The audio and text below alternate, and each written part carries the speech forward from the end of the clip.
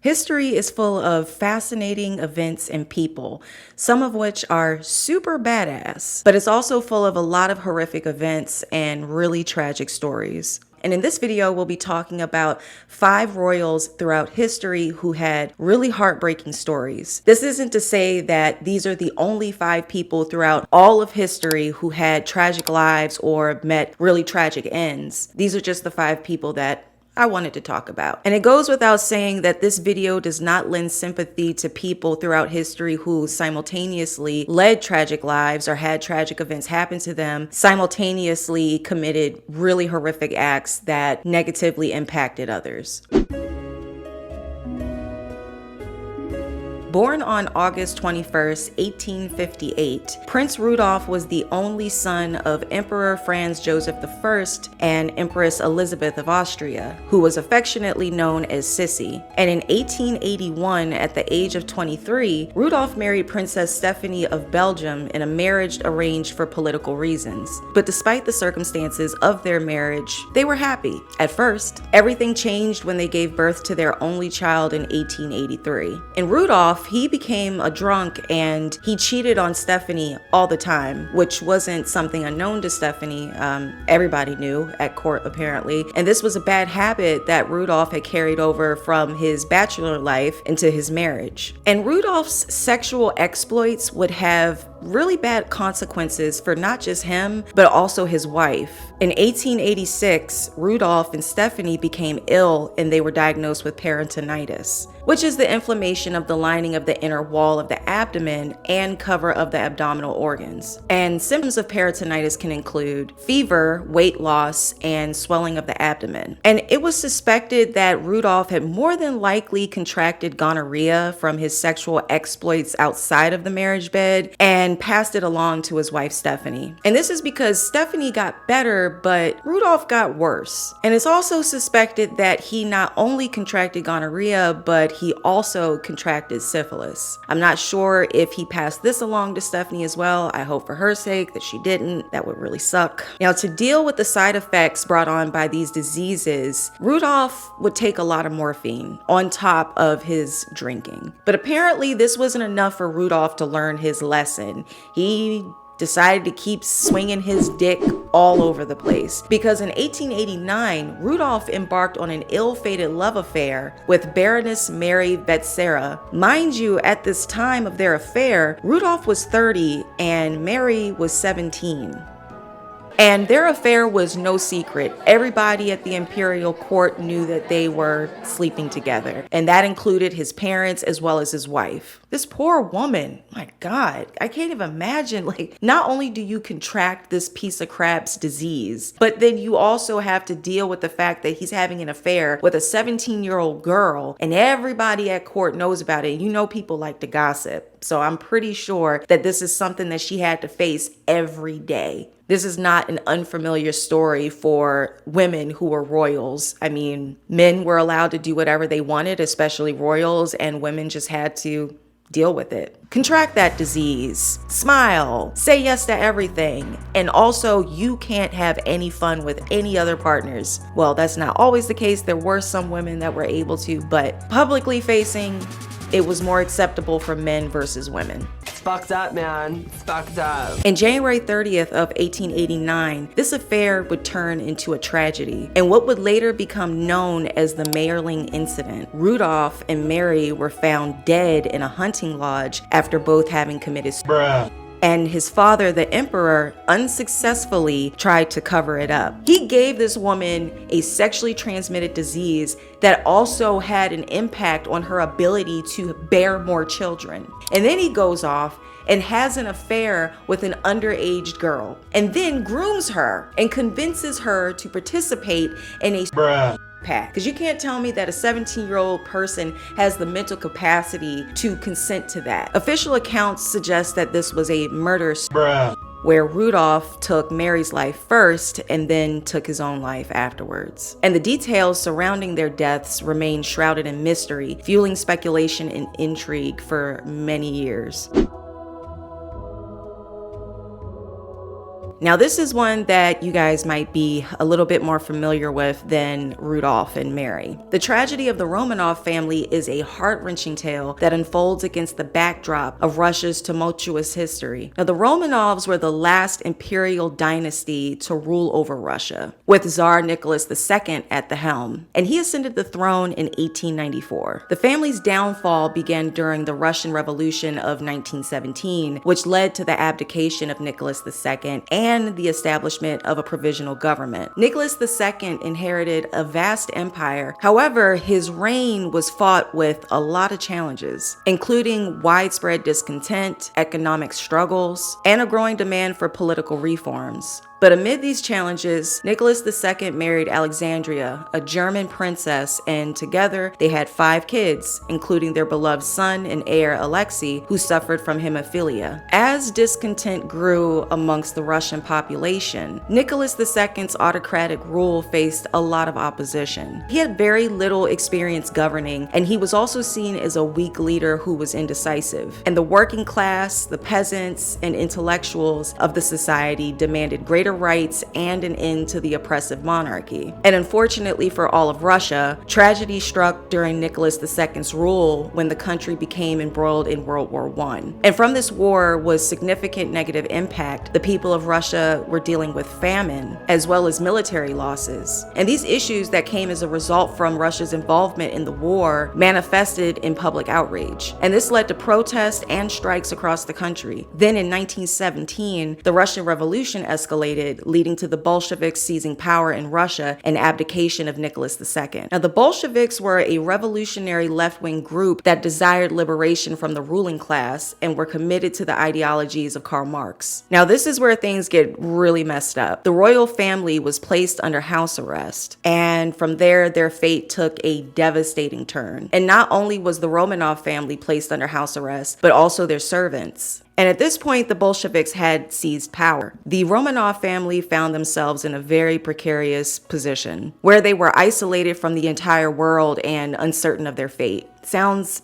pretty terrifying. Then, on the fateful night of July 17th in 1918, the Romanov family, including their 5 children and servants, were executed by Bolshevik revolutionaries by firing squad. And these senseless and brutal deaths sent shockwaves throughout the world. And it also marked a symbolic end to the Romanov dynasty's centuries-long rule. And their execution symbolized the collapse of the imperial order and the dawn of a new era for Russia. You know, I feel sorry for this entire family, no matter how crummy Nicholas was at being a leader or whatever. This is a horrible way to go, and especially thinking of the children. You know, I did a video on the Goebbels children a while back. If you haven't seen it, I'll link it up here. And it's really unfortunate whenever children die, of course, especially just senseless violence that just makes absolutely no sense. When I think about the deaths of these kids, it also reminds me of the Goebbels children in a way, just a whole different circumstance,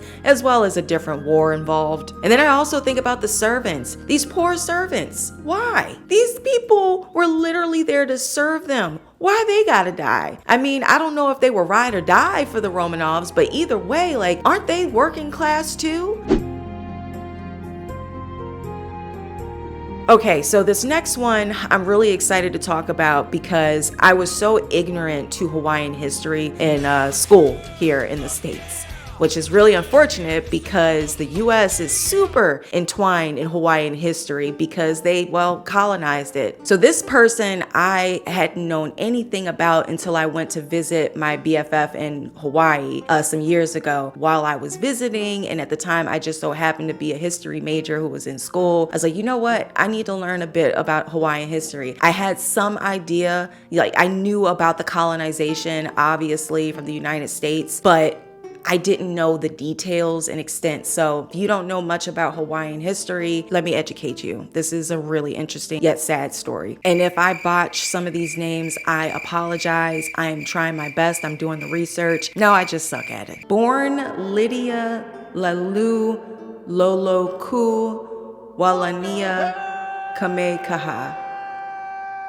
On September 2nd, 1838, Queen Liliuokalani would become the last reigning monarch of the Kingdom of Hawaii, and she ascended the throne in 1891 after the passing of her brother. As Queen Liliuokalani faced the challenges of a changing world, and foreign influence and encroachment had threatened the sovereignty of Hawaii, leading to a series of political events that would forever alter her fate and the fate of all of Hawaii. In 1893, a group of foreign businessmen and American residents, with the support of the United States military, might I add, orchestrated the overthrow of Queen Liliuokalani's government. And she tried desperately to resolve this issue peacefully, but to no avail. They arrested her and imprisoned her in her own palace. And after she was deposed, the provisional government of Hawaii was put into place. And its leader was a man named Sanford B. Dole. That is the worst name I have ever heard in my life. Can Sanford B. Dole come to the front of the classroom, please? Sanford B. Dole, your prescription is ready. I feel highly blessed and favored after learning about that name and not having it myself. But anyway, if that name sounds familiar to you, as it did to me when I first heard it, it's because he is a member of the family that founded the Dole Food Company, which is known for its pineapples. Now, Sanford B. Dole was a first-generation colonizer in Hawaii because he was born there. His family actually came from the States to Hawaii as missionaries, and they overstayed their welcome.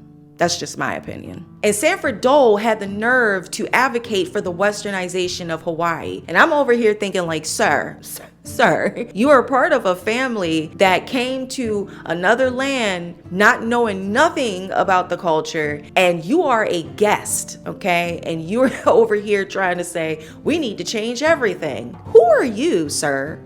Message. Now, thinking that she was choosing the lesser of two evils, Queen Liliuokalani gave her throne temporarily over to the United States to avoid Dole taking over. She had hoped that they would restore Hawaii's sovereignty. I'm not sure why, but she thought that this was the much better option for her and her people. But instead, what would happen is Dole would preside as president of the Republic of Hawaii until it was annexed by the US government. The government used Dole as a temporary placeholder for them until they could get their bear claws deep into Hawaii completely and just 100% take over the island and colonize it. Despite the Queen's protests and international appeals, Hawaii was eventually annexed by the United States in 1898. Queen Liliuokalani's legacy is one of resilience and devotion to her people. She fought tirelessly for the rights and well-being of Hawaiians, advocating for the restoration of their culture and traditions.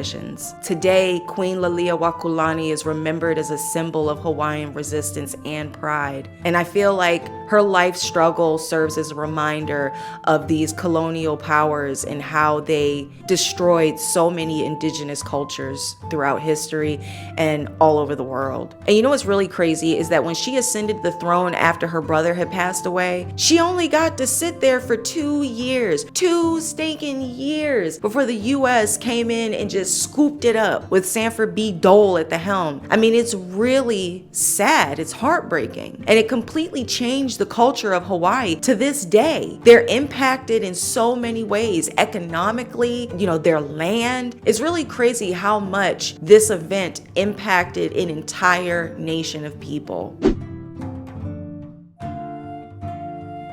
Now, if you've been watching my channel for a long time, or if you've seen my earlier videos on Henry VIII, then you'll know that I love me some early modern European history, specifically in England. Yes, I know, I complain about the colonizers, but honestly, their history is pretty up and interesting. These people are barbaric. They had the nerve to come over to other countries and talk about these people were savages and barbaric. No, you mofos are the real barbarians and savages. It's Game of Thrones. That whole period in history and that place in history, it is Game of Thrones, okay? Super interesting, but also very dark. It's crazy. In the tumultuous times of 15th century England, the young heirs to the throne, Edward V and his younger brother Richard, Duke of York, were at the center of a power struggle that would forever stain history. Born to King Edward IV and Elizabeth Woodville, the young princes found themselves orphaned and had the unfortunate fate of being born during one of the bloodiest and most treacherous times in English history, and that period is known as the War of the Roses. And these two young boys were thrusted into a very dangerous political landscape after their father died. The War of the Roses spans from the year 1455 to 1485, and it was a series of civil wars between two rival factions within a family called the Plantagenets, and these guys were fighting over the English throne. One side of the family was called the House of Lancaster, and their symbol was the red rose, while the other faction was called the House of York, and their symbol was the white rose, hence the War of the Roses. The drama, the intrigue. And it was actually used as inspiration for George R.R. Martin's series, A Song of Fire and Ice, which most people know as the Game of Thrones show. But unlike the fantasy world, this really took place. The War of the Roses really happened. Now, the boys' Uncle Richard, the Duke of Gloucester, well, he assumed the role of their protector, while the elder prince, Edward V, was going to be crowned king eventually. So until he reached that age, he was supposed to be just a temporary fixture, and then Edward would take the throne. But it didn't turn out that way. In 1483, the two princes were sent to the Tower of London, and it was supposed to be a safe place for the boys. But unfortunately, after they went into the Tower of London, they were never seen again. And it's really creepy. I mean, no one has ever found any bodies. I mean, back then they didn't find any. We still have never found any evidence of it. It's like they just vanished. Well, you know what? Never say never, because we did find Richard's body in a parking lot many years later. Now, all of a sudden, Uncle Richard, well, he takes the throne and he becomes King Richard III. Meanwhile, his nephews are nowhere to be found still. So people were side-eyeing him with suspicion. I mean, rightfully. And people still side-eye him with suspicion today. Like, if he did actually have something to do with it, I don't know. What did you expect? Do you expect people to be like, oh, they just never existed? It's not a great plan, strategically. But you also have groups of people who advocate for King Richard's innocence, that he wasn't involved with the disappearance of these children, that there's no proof of it. During the Tudor dynasty, which followed the Plantagenets, they sought to legitimize their claim to the throne. And to do this, they would portray Richard III as this monster, this horrific man who was responsible for their nephew's deaths. I mean, there's even a play called Richard III about this guy that doesn't paint him in the best of light. But modern investigations and historical research continue to shed some light on the mystery, but we still don't know for certain. Some believe that the young princes were indeed killed as part of a political plot, while others suggest alternative scenarios. But regardless of the truth, the two princes in the tower remains a very haunting, chilling story, as well as a reminder of the brutality and the treachery that took place during this time in history. Now, in this last one, we're going to talk about someone who is much closer to us in history. Born Diana Frances Spencer on July 1st in 1961, Diana's life would be marked by glamour, charity, and a series of events that captivated the world. Her association with the British throne began when she married Prince Charles in 1981. And when Charles first met Diana, he was dating her sister Sarah. Ain't that some shit? But then some drama unfolded and he was no longer interested in her. But then Charles would propose to Diana after just going on a couple of dates with her. And at this time, Diana was 20 years old and Charles was 33. And the world watched as Diana transformed from a young kindergarten teacher into an actual princess who became globally known for her fashion as well as her charitable work. And over time, the world fell in love with her. Diana's compassionate nature and commitment to humanitarian causes really set her apart as a royal to a lot of people. and she used her position to raise awareness about issues like AIDS and landmines and poverty. Diana's extensive charity work brought her closer to the people, but it also made her a target for both admiration and criticism. Her life was constantly a spectacle and on display for everybody to consume. But as a mother, she was dedicated to her two young sons, Prince William and Harry, and she tried her best to instill in them a sense of normalcy. She strived to shield them from the relentless media attention.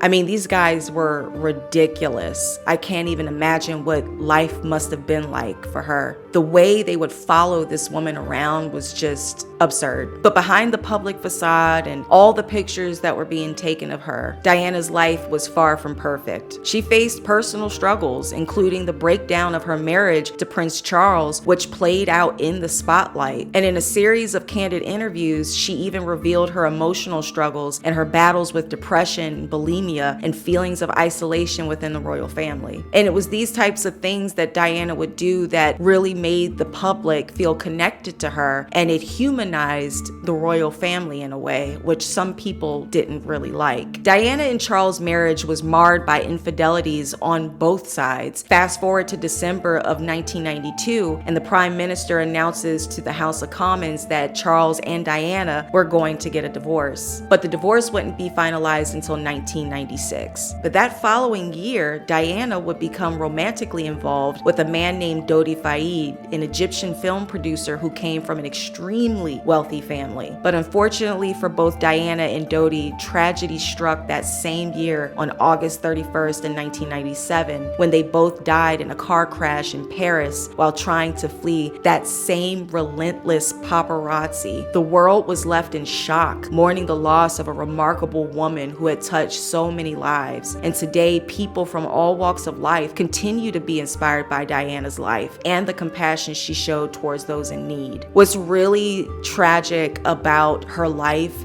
is that after being wrapped up with the royal family and all of the baggage that came with it, and being married to Prince Charles, she finally obtained her freedom. And then she was with somebody that she loved. I read somewhere that it's believed that he was actually planning on proposing to her. And then her life is just cut short right when she gets that freedom. It's really tragic. It's so heartbreaking. Real quick, I just want to say thank you to you guys. I noticed right before recording this video that we hit 500 subscribers.